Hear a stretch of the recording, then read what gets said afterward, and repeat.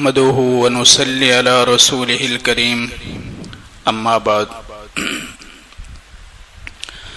اعوذ بالله من الشيطان الرجيم بسم الله الرحمن الرحيم يا ايها الذين آمنوا اتقوا الله حق تقاته ولا تموتن الا وانتم مسلمون يا أيها الذين آمنوا اتقوا الله وقولوا قولا سديدا يصلح لكم أعمالكم ويغفر لكم ذنوبكم ومن يطع الله ورسوله فقد فاز فوزا عظيما۔ میری محترمہ مائیں اور بہنیں، اللہ تعالیٰ کا انعام اور احسان ہوا، اللہ نے ہم کو اپنی اور اپنے رسول کی بات سننے کی توفیق عطا فرمائی۔ کسی بھی نیک کام کی توفیق کا ملنا اللہ کی طرف سے ہوتا ہے۔ ہم نماز پڑھتے ہیں، ہمارا کمال نہیں، اللہ کی توفیق سے نماز پڑھی۔ اگر ہم نے قرآن کی تلاوت کی، ذکر کیا، کوئی بھی نیک عمل کیا، نیک کام کیا، ہر کام کی توفیق اللہ کی طرف سے ہوتی ہے۔ سب سے بڑا انعام تو اللہ کا یہ ہوا، اللہ نے ہم کو ایمان کی دولت سے نوازا، ایمان والوں کے گھروں کے اندر پیدا کیا۔ اللہ نے اپنی معرفت، اپنی اوڑھ اور پہچان عطا فرمائی، اور نبی کریم صلی اللہ علیہ وسلم کی اطاعت اور آپ کی باتوں کو ماننے کا جذبہ اللہ نے عطا فرمایا۔ حضرت ابو ہریرہ رضی اللہ تعالی عنہ بہت بڑے جلیل القدر صحابی ہیں۔ فضائل اعمال میں جب تعلیم ہوتی ہے ہم ان کا نام سنتے ہیں، ابو ہریرہ کا۔ ابو ہریرہ خود فرماتے ہیں کہ میری ماں مشرک تھی، کافر۔ وہ اپنی ماں کو بہت سمجھاتے، اللہ کا پیغام سناتے، اللہ کے حبیب کی باتیں سناتے، اللہ کے حبیب پر ایمان لانے کو کہتے۔ ابو ہریرہ ہر دن اپنی ماں کو سمجھاتے، ہر دن سمجھاتے۔ ایک بار ایسا ہوا، ابو ہریرہ نے اپنی ماں کو سمجھایا کہ میری ماں، ایک اللہ ہے، اس کے سوا کوئی معبود نہیں، وہی کرنے والی ذات ہے، وہی ہمارا خالق ہے، وہی ہمارا مالک ہے۔ یہ لات، عزا، منات اور حبل یہ سب مورتیاں ہیں، یہ سب بت ہیں، ایک پیدا کرنے والی ذات اللہ کی ہیں۔ تو تم ایک اللہ پر ایمان لاؤ اور اس کے سچے پیغمبر پر ایمان لاؤ۔ ان کی ماں نے ہمارے نبی کے بارے میں بہت کچھ برا بھلا کہا۔ ابو ہریرہ فرماتے میں ڈر گیا، میں ڈر کر کے اللہ کے نبی کی خدمت میں آیا۔ میں نے کہا یا رسول اللہ صلی اللہ علیہ وسلم، آپ کو معلوم ہے کہ میری ماں مشرک ہیں، میں اپنی ماں کو ہر دن سمجھاتا، ہر دن ان کو دعوت دیتا، ہر دن میں ان کو آپ کا پیغام سناتا، لیکن ہر دن وہ سن لیتی۔ آج انہوں نے ایسی حرکت کی کہ میں ڈر گیا۔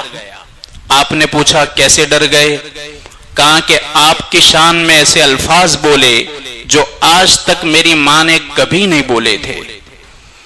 اللہ کے حبیب نے جب یہ بات سنی حضرت ابو ہریرہ کی، آپ نے فوراً کہا کہ میرے رب، ابو ہریرہ کی ماں کو ہدایت عطا فرما۔ آپ نے دعا دی۔ حضرت ابو ہریرہ آپ کی دعا کو لے کر لوٹے۔ جب گھر پہنچے، دروازہ کھٹکھٹایا تو ماں اندر غسل کر رہی تھی، پانی گرنے کی آواز آ رہی تھی۔ ابو ہریرہ باہر کھڑے رہے۔ اندر سے ماں نے کہا کہ بیٹا تھوڑی دیر باہر رہو، تمہاری ماں غسل کر رہی ہے۔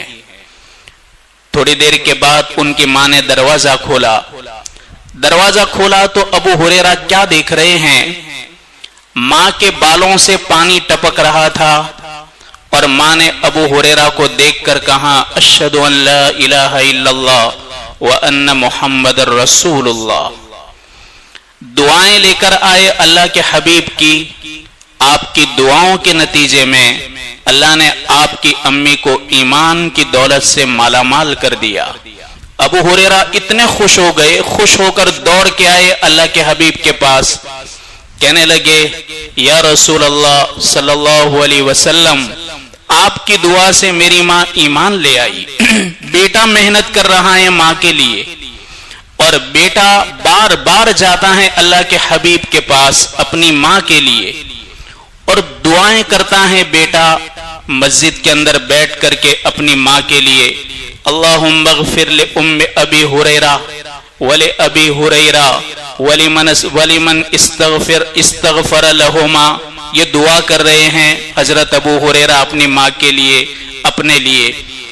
आकर हमारे नबी से कहने लगे, या रसूल अल्लाह सल्लल्लाहु अलैहि वसल्लम, आप हमारे लिए दुआ करें कि मेरी और मेरी माँ की मोहब्बत उम्मत के हर मर्द और औरत के दिल के अंदर बैठ जाए। आपने दुआएं दी अबू हुरैरा को और अबू हुरैरा की माँ को, दोनों को दुआएं दी। इस दुआ की बरकत इतनी थी, हजरत अबू हुरैरा फरमाते हैं कि ईमान वाला हर मर्द और ईमान वाली हर औरत जब कभी भी मुझे और मेरी माँ को देखते, मेरा और मेरी माँ का नाम सुनते, फौरन हमसे मोहब्बत करने लगते। मेरी माँ और बहनें, अबू हुरैरा सहाबा में बहुत बड़े आलिम गुजरे, बहुत बड़े मुहद्दिस हैं, और सबसे ज्यादा हदीस का इल्म उम्मत तक हजरत अबू हुरैरा रजी अल्लाह ताला अन्हो ने पहुंचाया।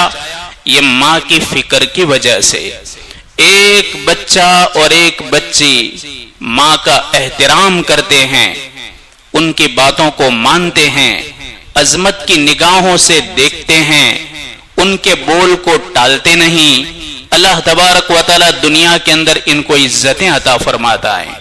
1450 साल गुजर गए, लेकिन आज भी अबू हुरैरा का नाम ऐसे जिंदा है गोया कि वो दुनिया के अंदर मौजूद हैं। हम उनका नाम सुनते हैं, लगता है अबू हुरैरा आज भी मदीना की गलियों में है।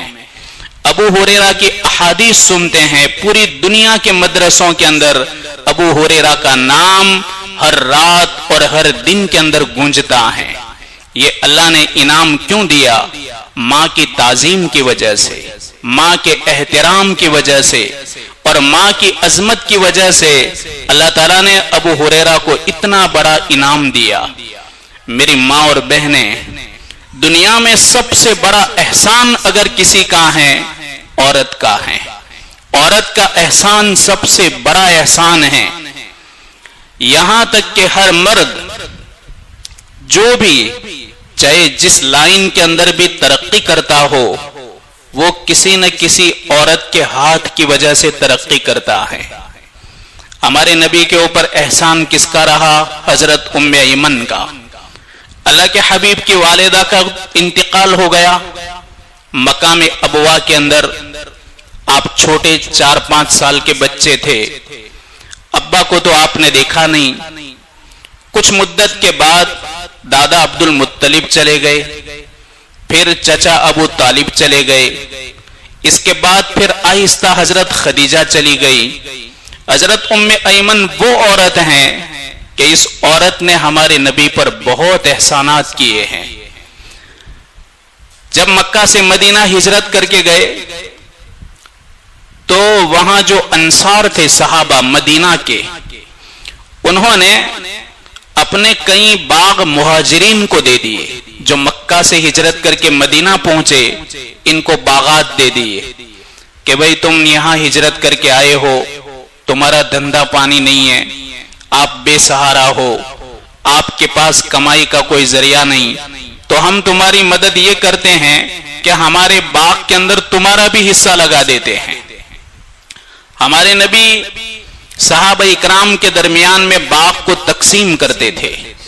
حضرت ایمن کو بھی آپ نے باغ دیا چھوٹا سا، لیکن اللہ تعالیٰ نے جب خیبر کو فتح کیا، خیبر فتح ہوا تو صحابہ میں تھوڑی مالداری آئی، وسعت آئی، خوشحالی آئی، تو جن مہاجرین نے باغ لیے تھے انصار سے، انہوں نے واپس لوٹا دیے۔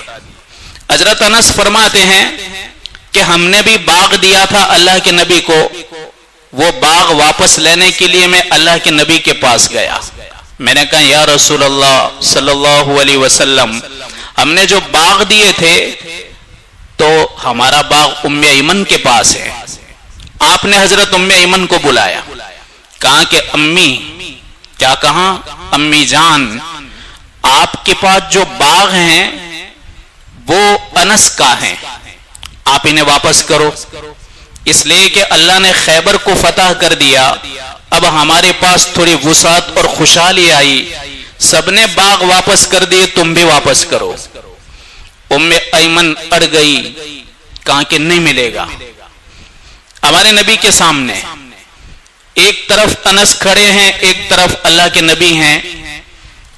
ایمن نے کہا باغ نہیں ملے گا۔ انس فرماتے ہیں ایمن نے کیا کیا، ان کے پاس کپڑا تھا، وہ کپڑا ان کی گردن میں ڈالا اور ڈال کر کے زور سے کھینچا، کہنے لگی تو کیوں آیا، تو مانگنے آیا، جب اللہ کے نبی نے مجھ کو کہا باغ نہیں ملے گا۔ ہمارے نبی سب برداشت کرتے ہیں، اس لیے کہ سب سے بڑا احسان ایمن کر رہی تھی۔ آپ نے حضرت ایمن سے کیا کہا کہ امی ایک کام کرو، یہ باغ ان کو واپس کر دو، میں تم کو اس کے بدلے میں 10 گنا بڑا باغ دے رہا ہوں۔ تو ایمن نے کیا کہا، ٹھیک ہے برابر ہیں تو میں دے رہی ہوں۔ انہوں نے وہ باغ واپس کر دیا۔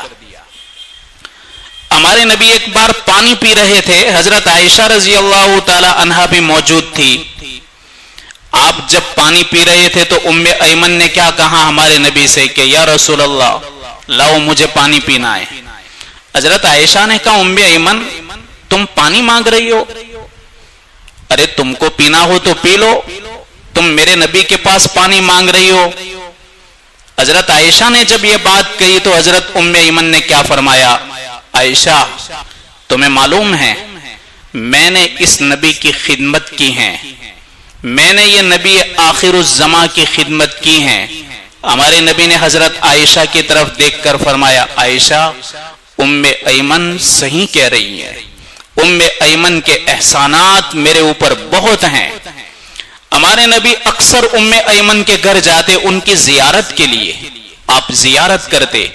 آپ جب حضرت ایمن کے گھر جاتے تو حضرت ایمن کیا کرتی، کبھی تو آپ کے سامنے جو گھر کے اندر کھانا ہوتا وہ پیش کر دیتی، کبھی کچھ کھجوریں پیش کر دیتی، کبھی آپ کو پانی پلاتی، اور اگر نہ کھاتے تو کیا کہتی ایمن، تھوڑی غصے میں بولتی تھی، آپ کیوں نہیں کھا رہے ہو، آپ کے لیے میں نے کھانا بنایا، روٹی بنائی، آپ کے لیے میں نے کھجوریں نکالی۔ اللہ کے حبیب برداشت کرتے، صحابہ دیکھتے۔ آپ نے صحابہ سے کیا فرمایا، جو کوئی مرد یہ چاہے کہ جنتی عورت سے نکاح کرے تو ایمن سے نکاح کر لے۔ صحابہ سے آپ نے فرمایا، ایمن حبشن عورت تھی، سیاہ کالی اور موٹی موٹی شکل، آپ کی لمبائی بھی زیادہ تھی، اور حبشی جو نسل ہوتی ہیں کالی نسل، وہ ان نسل میں سے تھی۔ آپ نے کیا فرمایا صحابہ سے کہ جو کوئی جنتی عورت سے نکاح کرنا چاہے تو ایمن سے کرے۔ ایک صحابی زید بن حارثہ رضی اللہ عنہ کہا یا رسول اللہ میں نکاح کر رہا ہوں۔ زید بن حارثہ سے آپ کا نکاح ہوا، ایمن کا نکاح زید بن حارثہ سے ہو گیا، ان سے ایک لڑکا پیدا ہوا اسامہ، وہ اپنی ماں کی طرح تھا، اپنی ماں کی طرح۔ ہمارے نبی صحابہ اکرام جب دیکھتے کہ آپ احترام کرتے ہیں، آپ کے دنیا سے رخصت ہونے کے بعد سب سے زیادہ اگر کوئی رویا ہو ہمارے نبی پر تو وہ ایمن ہے، زار و قطار روتی تھی۔ آپ کے چلے جانے کے بعد، دنیا سے رخصت ہونے کے بعد صدیق اکبر بھی کبھی زیارت کو جاتے. حضرت عمر جیسے صحابی رسول آپ کی زیارت کے لیے جاتے تھے. میری ماں اور بہنیں، یہ مقام عزت والا ہے ایک عورت کو ملا. ایک عورت کو کیوں ملا؟ اس لیے کہ اس کا احسان ہے. ایک عورت کا احسان باپ پر ہے، بھائیوں پر ہے، اپنے بیٹوں پر ہیں، شوہر پر ہیں. ہر مرد کے اوپر ایک عورت کا احسان ہوتا ہے. دنیا نے اللہ کو آباد کیا، اللہ نے دنیا کو آباد کیا تو عورت کا سب سے بڑا احسان بتایا کہ یہ دنیا کی آبادی میں یہ عورت کا سب سے بڑا احسان ہے. میری ماں اور بہنیں، اتنا بڑا مقام ہے تو ذمہ داری بھی بہت بڑی ہے. ایک عورت کی ذمہ داری اپنی اولاد کے حق میں کیا آتی ہیں، اپنی جوان بیٹیوں کے حق میں اس کی ذمہ داری کیا آتی ہیں، اپنی معصوم اولاد کے حق میں اس کی ذمہ داری کیا آتی ہیں. ایک ہوشیار عورت جو ہوتی ہیں، پڑھی لکھی ہوتی ہیں اور اللہ سے ڈرنے والی ہوتی ہیں، وہ تمام تر ذمہ داریوں کو نبھاتی ہیں، تمام تر ذمہ داریوں کو اٹھاتی ہیں اور تمام تر ذمہ داریوں کو سمجھتی ہیں. ہم نے کتنی ایسی بڑی بڑی عورتوں کو دیکھا اتنی بڑی ذمہ داری ادا کرتے ہوئے اپنی بچیاں، خاندان کی ساری بچیاں، اب اس میں اپنے لڑکوں کی بھی اولاد ہیں جن کے وہ دادی ہیں، اپنی لڑکیوں کی بھی اولاد ہیں جن کے وہ نانی ہیں.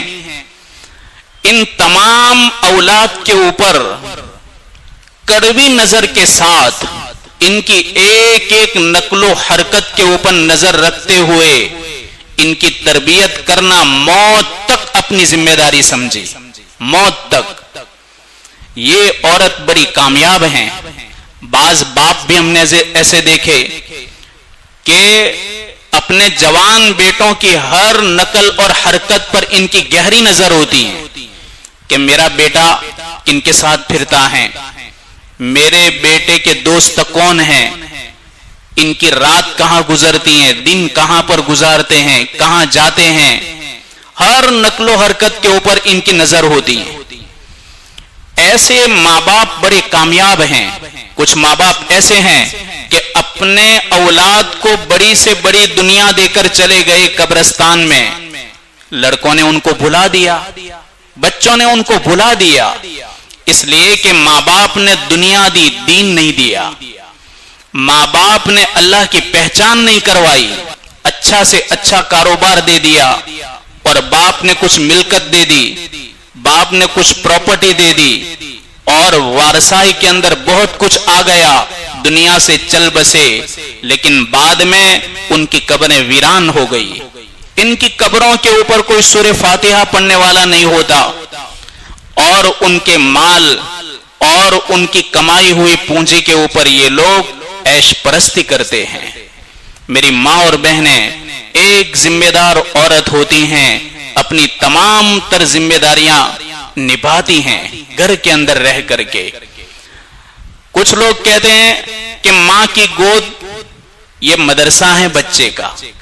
ماں کی گود نہیں، ماں کا پیٹ ہی مدرسہ ہے. سب سے بڑا مدرسہ اور پہلا مدرسہ ماں کا پیٹ ہی ہے. جب بچہ معصوم ہوتا ہے، ماں کے پیٹ کے اندر پلتا ہے، اب ماں جو بھی نقل حرکت کرتی ہیں ساری کی ساری اس کی نقل و حرکت کا اثر ماں کے پیٹ کے اندر پلنے والے بچے پر ہوتا ہے. ماں اگر نیک ہوتی ہیں، اثرات بچے پر جاتے ہیں. ماں اگر اللہ کو یاد کرنے والی ہوتی ہیں، اثرات ماں کے پیٹ کے اندر پلنے والے بچے پر ہوتے ہیں. ماں اگر موبائل کے اندر ایسی تصویریں دیکھتی ہیں اور وہ بے حیائی کی صورتیں دیکھتی ہیں، اس کے سارے اثرات ماں کے پیٹ کے اندر پلنے والے بچے پر جاتے ہیں. اور جو سوچ ماں کی پیدا ہوتی ہیں وہی سوچ پیٹ کے اندر پلنے والے بچے پر ہوتی ہیں، اور جو فکر اس کی ہوتی ہیں وہی فکر اس کی معصوم اولاد پر بھی ہوتی ہیں. بڑے گہرے اثرات ہوتے ہیں کہ پھر بعد میں یا تو یہ ماں باپ کے آنکھ کی ٹھنڈک بنتی ہیں یا ماں باپ کے سر کا دکھاوا بنتا ہے۔ جس طریقے سے ماں اپنی زندگی گزارتی ہیں وہ سارے کے سارے اثرات یہ معصوم بچوں کے دل اور دماغ پر ہوتے ہیں۔ چھوٹی چھوٹی بچیاں آپ نے دیکھا ہوگا ماں جیسی حرکتیں کرتی ہیں، وہ دیکھتی ہیں کہ ماں روٹی پکاتی ہیں تو تھوڑا سا آٹا لے کر وہ بچیاں بھی نقل کر کے چھوٹی چھوٹی روٹی بناتی ہیں۔ ماں کی طرح وہ چھوٹا سا پلاسٹک کا گیس کا چولہا رکھتی ہیں، اس کے اوپر تپیلا رکھتی ہیں، پانی ڈالتی ہیں۔ یہ نقل کہاں سے سیکھی؟ ماں سے۔ ماں کی ہر نقل و حرکت، چھوٹی چھوٹی بچیاں شادیاں بھی کراتی ہیں، ڈنگلیاں ہوتی ہیں، ان ڈنگلیوں کو وہ بناتی ہیں، سنوارتی ہیں، سجاتی ہیں، اس کے بعد پھر ان کی شادیاں بھی کراتی ہیں۔ کیوں؟ اس لیے کہ بڑی عورتوں کو دیکھتی ہیں، وہاں جو نقل و حرکت دیکھتی ہیں وہ ان کی شادیوں میں بھی رسم اور رواج پیدا کرتی ہیں۔ ایک دوسرے کو کہنے بھی جاتی ہیں بچیوں کو، چھوٹی بچیاں، اس کے بعد پھر چھوٹا سا منڈپ بھی سجاتی ہیں۔ یعنی جو نقل حرکت عورتوں کی دیکھتی ہیں وہ ساری نقل حرکت وہ کرتی ہیں۔ کیوں؟ معصوم بچیوں کے دل پر ان کے اثرات پڑتے ہیں، یہ سارے اثرات آئے۔ ایک ماں کو اگر دیکھا کہ وہ وقت پر مصلی بچھا کر نماز پڑھ لیتی ہیں تو پھر معصوم بچی بھی چھوٹا سا مصلی بچھا کر کے وہ بھی نقل کرتی ہیں۔ ماں کو دیکھتی ہیں کہ وہ تلاوت کرتی ہیں تو پھر وہ بھی اپنی تختی یا قاعدہ لے کر کے وہ بھی ماں کی طرح بیٹھتی ہیں۔ ماں کو دیکھتی ہیں کہ ماں ایک دم اپنے بال کو ڈھانپ کر کے قرآن کی تلاوت کر رہی ہیں تو بچی بھی ماں کی نقل کرتی ہیں۔ یہ ساری حرکتیں وہ دیکھ کر کے، وہ نقل کر کے، وہ سب کچھ ماں جیسا ہی کرتی ہیں۔ تو میری ماں اور بہنیں، یہ سارے کے سارے اثرات ہوتے ہیں جو بچوں پر پڑتے ہیں۔ یہ چھوٹے چھوٹے بچے مسجد میں آتے ہیں، مسجد میں امام صاحب نماز پڑھاتے ہیں تو وہ بھی ایک لکڑی کا ٹکڑا لیتے ہیں اور چھوٹا سا مائک بناتے ہیں اور مائک بنا کر کے امام صاحب کی طرح شروع ہو جاتے ہیں، مؤذن صاحب کی طرح اذان دینا شروع کر دیتے ہیں۔ آپ نے دیکھا ہوگا چھوٹی چھوٹی ٹرکیں چلاتے ہیں وہ پلاسٹک کی، کیوں؟ اس لیے کہ انہوں نے مارکیٹ کے اندر دیکھا، گھر کے ماحول کو تو قبول نہیں کیا، پر انہوں نے مردوں کے ساتھ رہ کر کے مردوں کی ساری حرکتیں دیکھی، وہ ساری حرکتیں وہ کرتے ہیں۔ کبھی کبھار تو وہ مرد بیڑیاں پی کے پھینک دیتے ہیں تو ٹکڑے لے لیتے ہیں، وہ بھی چپ چاپ آدھا ٹکڑا لے کے شروع ہو جاتے ہیں، وہ بھی بیڑیوں کے پھر عادی بننے لگتے ہیں۔ ماحول کا یہ اثر ہوتا ہے۔ جب بہتر سے بہتر ماحول اگر ان معصوم بچوں اور بچیوں کو ملنا شروع ہو جاتا ہے، میری ماں اور بہنیں، آپ و آپ ایک بہترین سماج بنتا ہے۔ مولانا آزاد فرمایا کرتے کہ لوگوں، تم بہترین ماؤں کو پیدا کرو، بہترین مائیں اگر جنم لے گی تو بہترین سماج پیدا ہوگا۔ بہترین سماج اس طرح پیدا نہیں ہو جاتا، بہترین سماج کے لیے بہترین ماؤں کی ضرورت پڑتی ہے کہ جو مائیں ہوشیار ہو، جو مائیں عبادت کی پابند ہو، جو مائیں بے حیائی سے پاک ہو، اور جو مائیں اپنی زبان کے اعتبار سے بھی پاک ہو کہ ان کی زبانوں پر گالی گلوچ نہ ہو، ان کی زبانوں پر لعن طعن نہ ہو، ان کی زبانوں پر غیبت نہ ہو، ان کی زبانوں پر چغل خوری نہ ہو، ان کی زبانوں پر بچوں اور بچیوں کی پھوپھیوں کی غیبت نہ ہو، ان کے چچاؤں کی غیبت نہ ہو، دادی کی غیبت نہ ہو۔ یہ اگر معاشرہ پاک بنے گا، میری ماں اور بہنیں، یہ اثرات آئیں گے۔ یہ سب اثرات اس طرح آتے ہیں۔ ماحول تو آپ ہی کو بنانا پڑے گا۔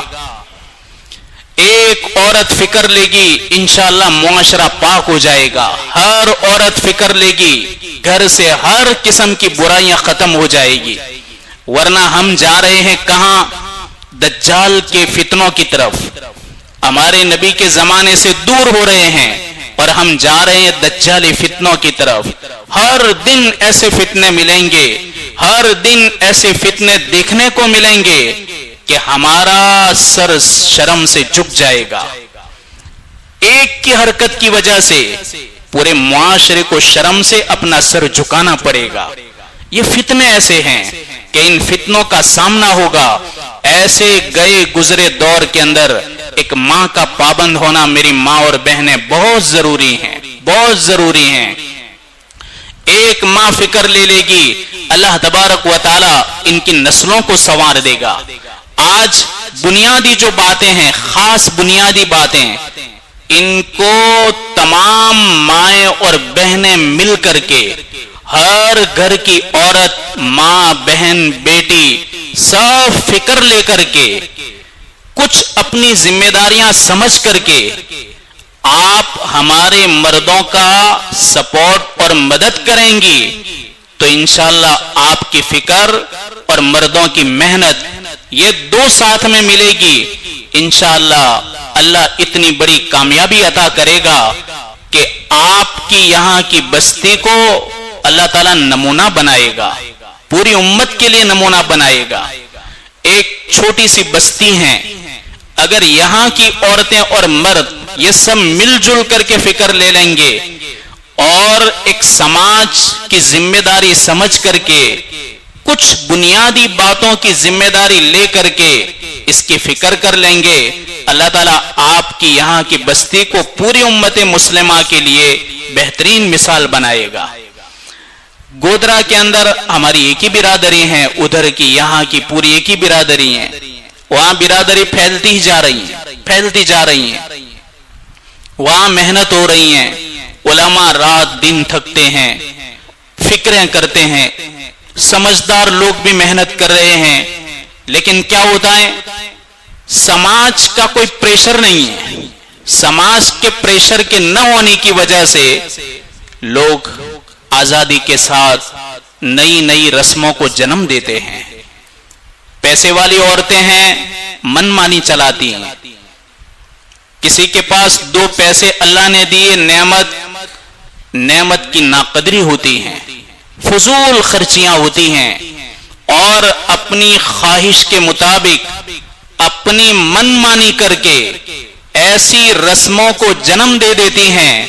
ایک کی حرکت سے پورے معاشرے کے اوپر یہ رسم مسلط ہو جاتی ہے. بڑھانے کی فکریں ہوتی ہیں، گھٹانے کی کچھ فکریں نہیں ہوتی. آپ دیکھو، منگنی سے لے کر کے منگنی، شادی، رخصتی، پہلے بچے کی ولادت، پھر عقیقہ، یہ ہر خوشی کے موقع پر ہر قسم کی گندی رسمیں ہوتی ہیں. اب یہ رسموں کا تذکرہ مسجدوں میں بھی ہوتا ہے، عورتوں میں بھی ہوتا ہے، لیکن کچھ فرق نہیں پڑتا. ہر ایک سن لیتا ہے کہ رسم ہے اور ہر ایک کہہ دیتا ہے یہ رسم ہے. کہنے سننے تک محدود ہیں، لیکن کسی کے گھر سے بھی رسم نکلنے کا نام نہیں لے رہی. کیوں نہیں لے رہی؟ ہم کو ڈر نہیں ہے، ڈر نہیں. اگر سماج کا کوئی بندھن ہو اور معاشرے کے اندر ان رسموں کو بند کرنے کا کوئی نظام ہو تو پورا معاشرہ بند جائے گا اور لوگ اس کی فکر میں آ جائیں گے اور مجبور ہو جائیں گے بند کرنے کے لیے. آج خالی محنت کیا ہو جاتی ہیں؟ برائیاں بیان کرنے کے لیے. خالی برائیاں بیان کرنے سے برائیاں سامنے تو آ جائے گی، لیکن اس کی فکریں اگر بند کرنے کی نہیں ہوگی تو میری ماں اور بہنیں نتیجہ کوئی سامنے نہیں آئے گا. اس لیے ہر گھر سے اگر ان رسموں کے جنازے اٹھ جائیں گے تو پوری رسم ہی مر جائے گی، اور رسم مر جائے گی، کسی گھر کے اندر کوئی رسم جنم نہیں لے گی. اس لیے بہت خوشی کی بات ہے کہ یہاں مستورات کے اندر الحمدللہ بہت اچھا ماحول ہے کہ وہ دینی بات سنتی ہیں فکر کے ساتھ اور بڑی تعداد کے اندر جڑ جاتی ہیں. دینی بات سننے کا جذبہ ہوتا ہے، دینی بات کو سننے کے لیے دور دور سے جڑ جاتی ہیں. یہ ایک ماحول الحمدللہ ہے. لیکن میری ماں اور بہنیں، یہ سننے سنانے تک نہیں رہنا چاہیے. سننا اور سنانا یہ قیامت سے پہلے الٹا عام ہو جائے گا. یہ بھی ایک قیامت کی علامت ہے. بلکہ ہم فکر کریں. ماشاءاللہ یہاں اللہ تعالیٰ نے نیک لوگوں کی دعاؤں سے آپ کے یہاں ایک حرکت ہوئی ہے کہ جتنی بھی برائیاں ہیں समाज को पाक साफ रखने के लिए जितनी भी कोशिशें हो रही हैं, ये सब फिक्रों का नतीजा और दुआओं का नतीजा है। अब इसमें आपने सुना होगा कि हमारे यहाँ एक शूरा कमेटी बनी, इस्लाह मुआशरा की कमेटी बनी। देखो, एक कमेटी वो कमेटी नहीं जैसे कि भाई ये मस्जिद है तो चला रहे हैं, मदरसा है तो चला रहे हैं। ये जिम्मेदारी अलग होती है, इनकी जिम्मेदारी अलग होती है। अल्लाह ताला कुरान में क्या फरमाते हैं कि या अय्युहल्लज़ीना आमनू अतीउल्लाह व अतीउर रसूल व उलिल अम्रि मिनकुम फ़इन तनाज़अतुम फ़ी शैइन फरुद्दूहु इलल्लाहि वर रसूल इन कुंतुम तुमिनून बिल्लाहि वल यौमिल आखिर ज़ालिका खैरुन व अहसनु तअवीला। अल्लाह फरमाते हैं कि ईमान वालो, अल्लाह का कहां मानो। सबसे पहले हमको पैदा करने वाला अल्लाह, उसका कहां मानो। उसके रसूल का कहां मानो। रसूल के बाद किनका? व उलिल अम्रि मिनकुम, तुम में जो उलुल अम्र कौन है? तीसरे नंबर पर उम्मत के उलमा और उम्मत के अमीर, उम्मत के जिम्मेदार, इन लोगों का कहां मानो जो शरीयत की रोशनी में सारे के सारे मसाइल हल करते हो और शरीयत के पाबंद रह करके हम तमाम को उस पर इस्तिकामत के साथ बरकरार रखते हो। ऐसे लोगों का कहां मानो। और जब कभी भी तुम्हारे दरमियान कोई मसला पेश आ जाए, उसको शरीयत के सामने पेश करो। उलमा फैसला करेंगे, शरीयत के मुताबिक देखेंगे। अब ये शरीयत के मुताबिक होगा तो फिर अल्लाह ताला उसमें खैर बरकत पैदा करेगा, अल्लाह ताला इसमें बरकतें नाजिल करेगा। आप देखो, छोटी छोटी बातों पर तलाकें हो रही हैं, उम्मत की जवान बेटियां जाया हो रही हैं। हमारे समाज के अंदर उधर भी गोधरा में आप देखो, कितनी जवान बेटियां 22 साल की, 25 साल की, किसी का एक बच्चा है, किसी की औलाद ही नहीं है, छोटे छोटे मासूम बच्चे हैं। आप देखो, जिद की वजह से तलाकें हो रही हैं, जिद की वजह से। हजारों ऐसे केस हैं कि जो कोर्ट के अंदर पड़े हुए हैं।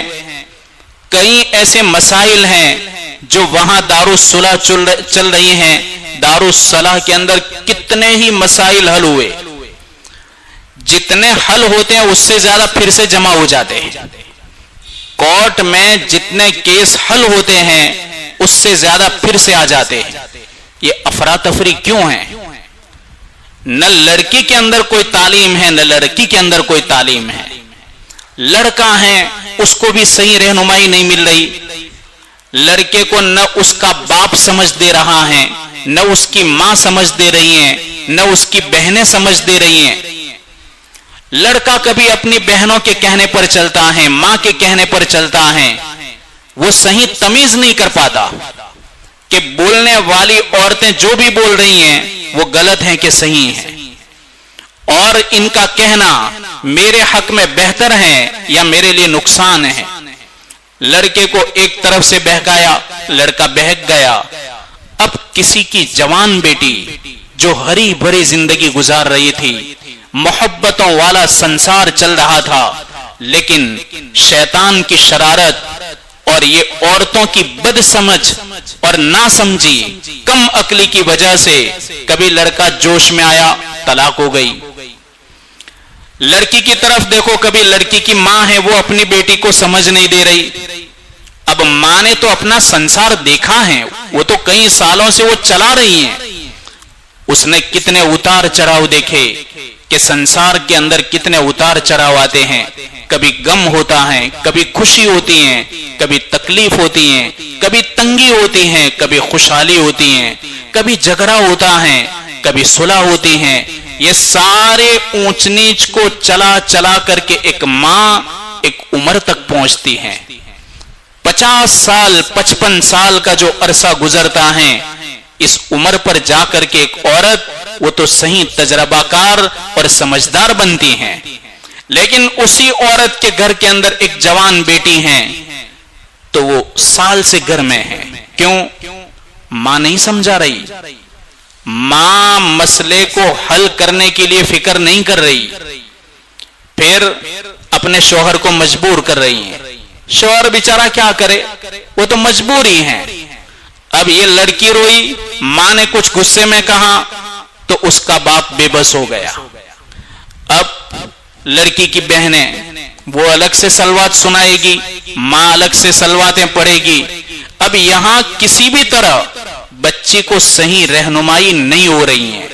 ادھر لڑکے کی نہیں ہو رہی، ادھر بچی کی نہیں ہو رہی. ادھر بچہ بہکاوے میں آتا ہے، بہکاوے میں آ کر کے طلاق پڑتی ہیں. ادھر ماں تربیت نہیں دے رہی اور وہ مسئلے کو حل کرنے کی فکر نہیں کر رہی، اس کے نتیجے میں بھی طلاق ہو رہی ہیں. کیا یہ سب افراتفری چل رہی ہیں؟ یہ سب ہم افراتفری ہمارے سماج کے اندر دیکھ رہے ہیں. میری ماں اور بہنیں، آپ کا پھر بھی یہاں پر سماج چھوٹا ہے. جتنی بھی فکریں ہمارے علماء، ہمارے شہر کے ذمہ دار، بڑے لوگ، سمجھدار لوگ، یہ جتنی بھی فکریں کر رہے ہیں، ان کی فکروں کے ساتھ آپ مائیں اور بہنیں بھی شامل ہو جاؤ، ورنہ کہیں ایسے حالات کھڑے نہ ہو جو ہم ہماری دوسری برادری گودرا میں ہیں دیکھ رہے ہیں. جوان لڑکے، ہری بھری جوانیاں، جو ایسے ہٹے کٹے ہوتے ہیں کہ جو امت کا بوجھ اپنے کاندھوں پر اٹھا سکتے ہیں، لیکن وہی بچے شراب کے عادی بن گئے، نسلیں برباد ہو گئی. اور دو پیسوں کی لالچ کی وجہ سے لوگوں نے کئی نوجوانوں کو غلط راہ پر ڈال دیا. دو پیسے آ رہے ہیں تو ان کو نشہ کا عادی بنا دیا، نشہ پر لگ گئے. اب ظاہر بات ہے کہ ان لڑکوں کے ساتھ پھرنے والے دوسرے بھی لڑکے ہوں گے، وہ بھی تو، ان کو بھی تو غلط ماحول ملے گا. ایک باپ نے اپنے بیٹے کو کہا کہ بیٹا دیکھ، غلط بچوں کے ساتھ نہیں پھرنے کا. بیٹا کیا کہنے لگا؟ ابا میں تو پڑھا لکھا آدمی ہوں، مجھے سب سمجھ پڑتی ہیں، میرا اثر ان پر جائے گا، ان شریر لڑکوں کا اثر میرے اوپر نہیں آئے گا. باپ نے دیکھا کہ اس کو تھوڑا الگ طریقے سے سمجھانا پڑے گا. باپ نے کہا بیٹا تو ایک سیب کی پیٹی لے لے. وہ سیب کی پیٹی لے کر آیا، اس نے پیٹی کھولی. اب وہ کیا کر رہا تھا؟ جو بگڑے اور سڑے ہوئے سیب ہیں باہر نکال رہا تھا. تو باپ نے کیا کہا؟ بیٹا رہنے دے، تھوڑے بگڑے ہوئے ہیں، اس سے کوئی فرق نہیں پڑتا. تو پھر اس نے رہنے دیا. پیٹی کو باپ نے رکھوا دیا. 2-3 دن پڑی رہی وہ پیٹی، پیک رہی. پھر 2-3 دن کے بعد جب اس کو کھولا تو سارے سیب سڑ چکے تھے. بیٹے نے کھولا تو بدبو آئی. باپ نے کہا بیٹا کیا ہوا؟ کہاں سڑ گئے. کہاں کیوں سڑ گئے؟ کہا 1-2 سڑے ہوئے تھے، ان کو نہیں نکالا اس لیے سڑ گئے. باپ نے کہا بیٹا میں یہی کہہ رہا ہوں، سڑے ہوئے بچوں کے ساتھ تم پھرو گے، تم بھی سڑ جاؤ گے. اب ایک بچہ نشہ پی رہا ہے تو دوسرا بچہ پیے گا، تیسرا پیے گا. ایک محلے کے اندر نہ جانے کتنے نوجوان نشے کے عادی بنیں گے. اور جو دنیا پرست ہیں انہیں تو کیا لینا دینا، ان کو تو 2 پیسوں کی لالچ ہے. انہیں حرام حلال کی کوئی تمیز نہیں ہے. چونکہ انہوں نے ایسی غذائیں کھائی ہیں، ان کے پیٹ کے اندر حرام کے لقمے گئے ہیں.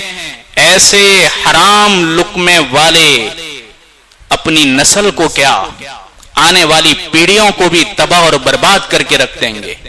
اللہ کا شکر ہے کہ یہاں اللہ نے ایسی بیماری سے بچایا ہے، یہاں کے نوجوانوں کو بچایا ہے. آپ کے یہاں کے نوجوان ہوشیار لڑکے ہیں، بڑے ہوشیار ہیں، سمجھدار ہیں. لیکن میری ماں اور بہنیں، بگاڑ آتے دیر نہیں لگتی، بگاڑ آتے دیر نہیں لگتی. آپ نے ہی تمہارے چھوٹا ادے پور کے اندر ایسے واقعات دیکھے جو کہیں نہیں ہوئے، تم کو گمان بھی نہیں ہوگا. یہ بیماری ایسی ہوتی ہیں کہ اچانک گھر کے اندر آ کر گرتی ہیں، پتہ ہی نہیں چلتا. ہم سمجھتے ہیں یہ تو ان کی بات ہے، یہ ان کی بات ہے. یہ ان کی اور ان کی بات نہیں ہوتی، یہ ہر ایک کی بات ہوتی ہے. ہر گھر کے اندر ڈیرے پڑتے ہیں اور ہر گھر کے اندر خرافات گھستے ہیں. اس لیے ہم سب کو مل کر کے اس کی فکریں لینی پڑے گی. عورتیں مردوں کے ساتھ جڑے گی، انشاءاللہ آپ و آپ معاشرہ پاک صاف ہو جائے گا، اور ایسے واقعات سننے میں نہیں آئیں گے کہ جس کی وجہ سے ہم شرم سے سر جھکا لیں. ورنہ کیا ہوگا؟ یہی ایک سیب سڑ گیا نے سارے اچھے سیبوں کو سڑا دیا. ایسے ایک ہی سیب بگڑتا ہے، ایک سیب کا دیکھ کر کے دوسرا سیب بھی تیار ہوتا ہے، اس لیے کہ سڑے ہوئے سیب کی خوشبو اچھے سیب کو بھی آتی ہے. تو پھر کیا ہوتا ہے؟ سڑا ہوا سیب اس کا دیکھ کر کے دوسرے سیب بھی سڑ جاتے ہیں. اس لیے بہت ضروری ہیں، یہ سمجھنے کی باتیں ہیں. سمجھدار عورتیں ہیں، جو دین کی بات سننے والی عورت ہوتی ہیں بڑی سمجھدار ہوتی ہیں، عقل مند ہوتی ہیں، اشاروں میں سمجھنے والی ہوتی ہیں. اب یہ خالی کہنے اور سننے سے یہ بیماریاں ختم نہیں ہوگی میری ماں اور بہنیں. اس کے لیے ہم سب کو مل کر کے فکریں کرنی پڑے گی. اب یہاں اصلاح معاشرہ کی کمیٹی ہیں، اس کے علاوہ شورا کمیٹی ہیں، ہمارے لیے بہت ضروری ہیں کہ جب کبھی بھی ان کی طرف سے جو بات کہی جائے ان کا ہم مانیں، ان کا ہم مانیں. یہ قرآن کا حکم ہے، قرآن کا. اور قرآن نے کیا کہا؟ ان کنتم تؤمنون باللہ والیوم الآخر، کہ اگر تم اللہ پر اور آخرت کے دن پر ایمان رکھتے ہو تو تم کس کا کہاں مانو؟ اللہ کا کہاں مانو، رسول کا کہاں مانو، اور ان کے بعد علماء اور ذمہ داروں کا کہاں مانو. وہ شریعت کے مطابق ہماری رہنمائی کریں گے، شریعت کے مطابق ہمیں سب بتائیں گے، ہمارے مسائل شریعت کی روشنی میں حل کریں گے، اور ذرہ برابر دو طرف میں سے کسی کی طرفداری نہیں کریں گے. جو حق ہیں اس کو حق بتائیں گے، ناحق ہیں اس کو ناحق بتائیں گے. ظالم ہیں اس کے ظلم کو دیکھیں گے، مظلوم ہیں اس کی کیفیت کو دیکھیں گے. اس لیے میری ماں اور بہنیں، جب کبھی بھی کوئی بھی مسئلہ ہمارے گھر میں پیش آئے، ہمارے ذمہ دار بڑے، ہمارے وڈیل جب تک ان کے حیاتی ہیں، میری ماں اور بہنیں قدر کرنی چاہیے. علماء بہت بڑی نعمت ہیں، اگر یہ نعمت نہ ہوتی تو ہماری یہ نسلیں برباد ہو جاتی، اور یہ نسلیں نہ جانے کہیں پر چلی جاتی، اور یہ نہ جانے کون سے مذہب کی طرف مائل ہو جاتی. یہ تو ان کو باندھ کر رکھا ہے. آج یہ اسلام کے دشمن، مسلمانوں کے دشمن، ان کو سب سے زیادہ اگر دشمنی ہے تو مدرسوں سے اور علماء سے ہیں، عالموں سے ہیں. کیوں؟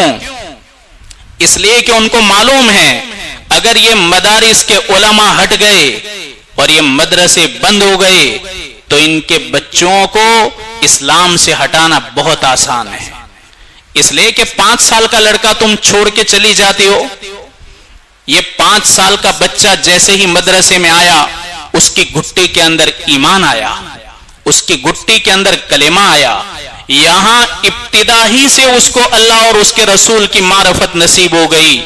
میری ماں اور بہنیں، جس معصوم بچے کے معصوم زبان کے اوپر کلمہ طیبہ آ جائے، کیا وہ کسی مذہب کی طرف ڈل سکتا ہے؟ وہ اللہ کے لیے مٹنے کے لیے تیار ہوگا، لیکن کبھی بھی غیر اللہ کی طرف وہ مائل نہیں ہوگا. اس لیے معصوم بچوں کی تربیت دینی دنیاوی ہر اعتبار سے کون کرتا ہے؟ ہماری یہ دین کے عالم کرتے ہیں. ان کی قدردانی رکھنی چاہیے اور ان کی باتوں کو ماننا چاہیے. جب کبھی بھی گھریلو مسائل ہوں، چاہے ہماری بیٹیوں کے مسئلے ہو، بیٹوں کے جھگڑے ہو، یا پھر کوئی عام معاملات کے اندر کوئی جھگڑا ہو، اور جب اس کے متعلق یہ لوگ ہمیں سمجھائیں اور ہم کو کسی بھی طریقے سے شریعت کی روشنی کے اندر ماننے کے لیے پابند کریں، تو میری ماں اور بہنیں ہم سر جھکا لیں، سر جھکا لیں. ماننے والے اللہ کو بہت پسند ہیں. اللہ کو غرور پسند نہیں، تکبر پسند نہیں. بعض عورتوں کے اندر کبھی کبھار بڑائی ہوتی ہیں، اس کی وجہ سے کئی بڑے بڑے معاملات بگڑ جاتے ہیں. بعض عورتیں ایسی ہوتی ہیں کہ جن کے اندر گرمی ہوتی ہے مال کی. کماتا مال کون ہے؟ شوہر. گرمی آتی ہے عورت کے اندر. ارے مال وہ کمائی، گرمی تم میں کیوں آتی ہے؟ مال کماتا ہے لڑکا اور گرمی آتی ہے عورت کے اندر. اب یہ گرمی کا بھی اثر ہوتا ہے. لیکن میری ماں اور بہنیں یہ یاد رکھنا چاہیے، جہاں اللہ کی نافرمانی اور اللہ تبارک و تعالیٰ کے احکام کو ٹھکرانا ہوتا ہے، اللہ کی ناراضگی بھی آتی ہے. اخیر میں آپ کو ایک بات بتلاؤں. خلیفہ ہارون رشید کا آپ نے نام سنا ہے، بہت بڑے بادشاہ گزرے ہیں. اس کی بیوی کا نام تھا زبیدہ. ایک بار زبیدہ اپنے محل کے اندر بیٹھی ہوئی تھی اپنی سہیلیوں کے ساتھ، اس لیے کہ زبیدہ تو رانی تھی، اس کا شوہر بادشاہ ہیں خلیفہ ہارون رشید. اب یہ زبیدہ شام کے وقت، جیسے ہماری مائیں اور بہنیں شام کے وقت بے پردگی کے ساتھ باہر جاتی ہیں، پھر راستوں پر بیٹھ جاتی ہیں. اب شام کو تو فرشتوں کی آنے کی جگہ ہوتی ہیں راستے پر. رات کے فرشتوں کی ڈیوٹیاں بدلتی ہیں، دن کے فرشتوں کی ڈیوٹیاں بدلتی ہیں. اور ایسے وقت میں ایک ایمان والی عورت گھروں کے باہر بیٹھے، لعنت ہوتی ہیں فرشتوں کی. اب یہ اپنے محل میں شام کو بیٹھی ہوئی تھی، بڑی بڑی عورتیں بھی تھی. زبیدہ تو جوان تھی، اس کی سہیلیاں بھی تھی. اچانک اس کے دروازے پر ایک عورت آئی اور وہ دروازہ کھٹکھٹانے لگی. ایک نوکرانی گئی کہ دروازہ کون کھٹکھٹا رہا ہے. جا کر دیکھا تو ایک جوان عورت تھی جس کے بدن پر پھٹے پرانے کپڑے تھے، چادر بھی پھٹی ہوئی تھی، اوڑھنی بھی پھٹی ہوئی تھی، جوتے بھی نہیں تھے، اور دکھائی دینے میں وہ شہزادی لگ رہی تھی. اس نے کیا کہا دروازے پر آ کر کے، زبیدہ کہاں ہے؟ کہا کہ یہ زبیدہ کا اتنے وٹ سے پوچھ رہی ہیں. کہا تم کو زبیدہ کا کیا کام ہے؟ کہا اس سے ملنا ہے. کہا کہ ٹھیک ہے میں خبر پہنچاتی ہوں. وہ عورت کہنے لگی نوکرانی کو، وہ میری سہیلی تھی ایک زمانے کی، ایسا بھی بولنا. اب یہ نوکرانی آئی زبیدہ کے پاس. زبیدہ کو کہاں دروازے پر ایک عورت آئی ہیں، جوان ہیں، پھٹے پرانے کپڑے ہیں اور جوتے بھی نہیں، اور تمہارا نام لے رہی ہیں اور تم کو اپنی سہیلی بتا رہی ہیں. زبیدہ آنکھیں بند کر سوچنے لگی کہ کون، میری تو کوئی ایسی سہیلی نہیں ہے. لیکن پھر بھی اس کی سہیلیوں نے کہا کہ بلاؤ تو صحیح، ہم پہچانے. نوکرانی کو کہا کہ اس کو اندر لاؤ. اور نوکرانی گئی اور اس کو لے کر اندر آئی. وہ بیچاری شرماتی ہوئی آئی سر کو جھکاتے، اور آ کر کے زبیدہ کو کہا سلام علیک، تم پر سلامتی ہو. زبیدہ نے بھی کہا وعلیکم السلام، تم پر بھی سلامتی ہو. اس کے بعد پھر اس نے پوچھا کہ تم کون ہو؟ زبیدہ نہیں پہچان رہی تھی. وہ زبیدہ کو پہچان رہی تھی لیکن زبیدہ نے اس کو نہیں پہچانا. اس عورت نے کیا کہا، میں مصیبت کی ماری ہوئی ہوں، حالات بدل گئے، ہمارے مرد مر گئے، ہمارے شوہر بھی مر گئے، ہماری اولاد ضائع ہو گئی، مال تباہ ہو گیا، حکومت چلی گئی، حالات بدل گئے. نافرمانی کی وجہ سے اللہ تعالیٰ نے ہماری مالداری کو فقیری سے بدل دیا. ایسا رونا شروع کر دیا. اب زبیدہ نے سنا تو زبیدہ نے کہا تو ہے کون، تیرا نام تو لے. اس نے کہا کہ میں مروان بن محمد کی بیٹی ربیبہ ہوں. اتنا کہنا تھا کہ زبیدہ کرسی پر سے کھڑی ہو گئی اور کھڑی ہو کر کے کیا کہنے لگی، تیرا ستیہ ناس ہو جائے، تو برباد ہو جائے، تو ہلاک ہو جائے، تو غارت ہو جائے. جیسے عورتیں بد دعائیں دیتی ہیں، آپ کو تو معلوم ہوگا کیسے بد دعائیں دیتی ہیں، تو اس طرح بہت ساری بد دعائیں دی. اب اس کی سہیلیاں تعجب کرنے لگی کہ بیچاری یہ تو اپنے دکھڑے سنا رہی ہیں اور زبیدہ نے اچانک اتنا غصہ کر دیا. وہ بھی تعجب کرنے لگی. زبیدہ نے کیا کہا، تم کو معلوم ہے یہ کون ہے؟ یہ مروان بن محمد کی بیٹی ربیبہ، یعنی تم کو معلوم ہے یہ کون ہے؟ ایک زمانے میں ہماری بڑی بڑی عورتیں اس عورت کے پاس گئی تھی جب وہ رانی تھی. ایک ابراہیم ہمارا لڑکا تھا اس کی سفارش کے لیے. یہ عورت اتنی ضدی تھی کہ اپنے مال پر غرور، اپنے شوہر کی بادشاہی پر غرور، اپنے مال کی مستی، اس پر ہماری بڑی بڑی عورتوں کو جو کوئی 70 سال کی تھی، 65 سال کی تھی، یہ تو بہت چھوٹی تھی، یہ 22-23 سال کی لڑکی، اتنی بڑی بڑی عمر کی عورتوں کو اس نے جو جھڑکا، ایسا جھڑکا، تکبر کیا، غرور کیا، ضد کی اور تماخی کے الفاظ کہے، وہ مجھے یاد ہیں. آج تو کیا کہنے لگی ربیبہ کہ زبیدہ اسی وجہ سے تو میں فقیر بن گئی، اب تو بھی اگر ایسا کرے گی میرے ساتھ تو ربیبہ میں اور زبیدہ میں کیا فرق رہا؟ دونوں برابر ہو جائیں گی، ہم دونوں میں کوئی فرق نہیں رہے گا. لیکن زبیدہ کا غصہ ٹھنڈا نہیں ہو رہا تھا، اس لیے کہ اس کو پچھلا پورا واقعہ یاد آ گیا. یہ دوڑ کر کے بھاگی محل کے باہر. نوکرانیوں کو کہاں جاؤ، بلاؤ اس کو بلاؤ. نوکرانیاں گئی لیکن وہ نہیں آئی. کہا نہیں، ایک بار زبیدہ نے جھڑک دیا تو بات ہی نہیں، اب میں اندر نہیں آؤں گی.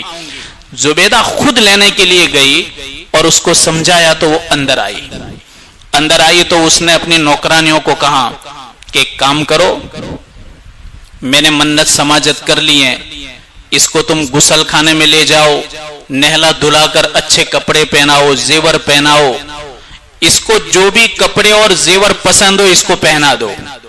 تو اس نے اپنے من پسند کے کپڑے زیور سب پہن لیے. وہ کہنے لگی کہ میں ایک وقت کی شہزادی تھی. وہ لڑکیوں کو کہنے لگی، لڑکیوں کو جو زبیدہ کے پاس بیٹھی ہوئی تھی، یاد رکھو زبیدہ کے پاس تو ابھی تم کم بیٹھے ہوئے ہو، میرے پاس تو شہر کی جوان بیٹیاں باتیں کرنے کے لیے آیا کرتی تھی. آج وہ دن چلے گئے، آج ہمارا محل ختم ہو گیا، ہماری سلطنت لٹ گئی اور ہمارے زیورات ختم ہو گئے. آج میں کسی کے در پر پہنچی ہوں، ایک بکھارن بن کر کے، ایک محتاج بن کر کے، آج میں اس حالت میں یہاں پر پہنچی ہوں. یہ دن کیوں دکھائے اللہ نے؟ ضد کی وجہ سے، نافرمانی کی وجہ سے، تکبر اور غرور کی وجہ سے. اللہ تعالیٰ کو جھکنے والے لوگ بہت پسند ہیں، اللہ کو ماننے والے لوگ بہت پسند ہیں.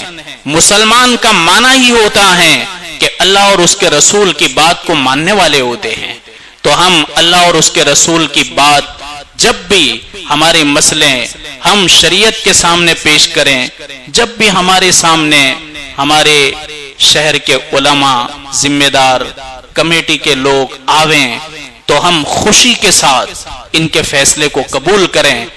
اور یہاں تو الحمدللہ ہر ایک بچے کے اندر یہ فکر بیدار ہیں، ہر عورت کے اندر یہ فکر بیدار ہیں کہ حالات کے اندر تبدیلی آنا چاہیے، حالات بدلنے چاہیے.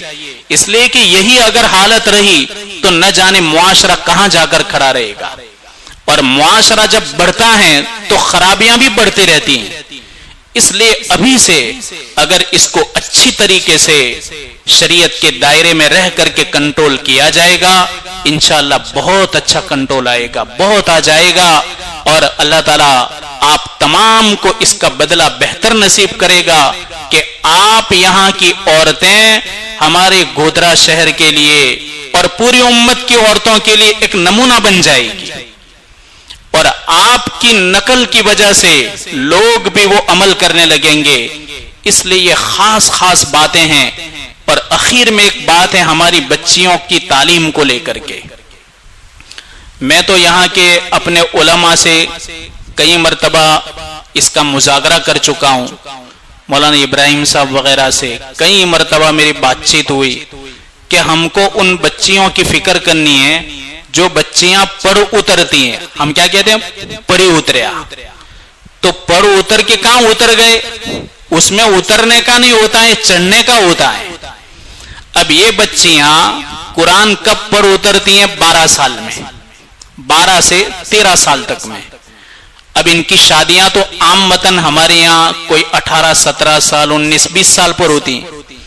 اصل سمجھداری بچی میں کب آتی ہے؟ بچی میں سمجھداری 12 سال کے بعد آتی ہے۔ اب جب سمجھداری کی عمر آئی تو اس کو گھر بھیج دیا۔ جب تک اس کو مسئلے سمجھ میں نہیں آتے تھے تو قرآن کے لیے تو برابر ہیں کہ قرآن ناظرہ سیکھ گئی، لیکن 12 سال کے بعد 12 سے 17 18 یعنی 5 سال ہوتے ہیں نا، 5 سال یہ بچیوں کے بننے کے اور بگڑنے کے ہوتے ہیں۔ یہ 5 سال ان کے قیمتی بناؤ، اتنے قیمتی بناؤ کہ تم 5 سال کی بچی کو مدرسے میں رکھو نا تو کب یہ گھر آنی چاہیے؟ 17 برس کی عمر میں اس کی شادی ہو نا تب۔ جب یہ مدرسے سے فارغ ہوں 17 18 سال کی عمر میں، اب اس کی سیدھی شادی ہو۔ اب ان کو کوئی بیچ میں ایسا موقع نہیں ملے گا کہ یہ قرآن کو بھول جائے، دینداری سے ہٹ جائے، نماز میں غفلت آ جائے، نماز میں سستی کرنے لگے۔ ان کو کوئی ایسا موقع ہی نہیں ملے گا۔ اس لیے بار بار یہاں میں نے تذکرہ کیا، بیچارے سوچ بھی رہے ہیں، فکر بھی کر رہے ہیں کہ ایسی کتنی ہی بیٹیاں ہیں جو ہر سال قرآن کو مکمل کر لیتی ہیں، مکمل کرنے کے بعد ایسا کوئی مستقل تعلیم کا نظام نہیں ہے کہ جس میں بچیوں کو 5 سال تک اچھی تعلیم ملے اور ان کی شادی کی عمر تک یہ بچیاں مدرسے کے اندر رہیں اور پڑھتی رہیں، تاکہ یہ موبائل وغیرہ سے بہت دور رہیں اور ان کی جوانی نہ بگڑیں، ان کے اوپر غلط اثرات نہ آئے، غیروں کے اثرات نہ آئے، اور وہ اچھی سوچ کے ساتھ مدرسے سے نکلے۔ ایسی فکریں بھی ہو رہی ہیں۔ اس سلسلے میں اپنی ماؤں اور بہنوں اور بیٹیوں سے بھی عرض کرتا ہوں کہ آپ بھی اس کی فکروں میں جڑیں۔ اللہ تبارک و تعالی ہم تمام کو ان باتوں کے اوپر عمل کرنے کی توفیق عطا فرمائے۔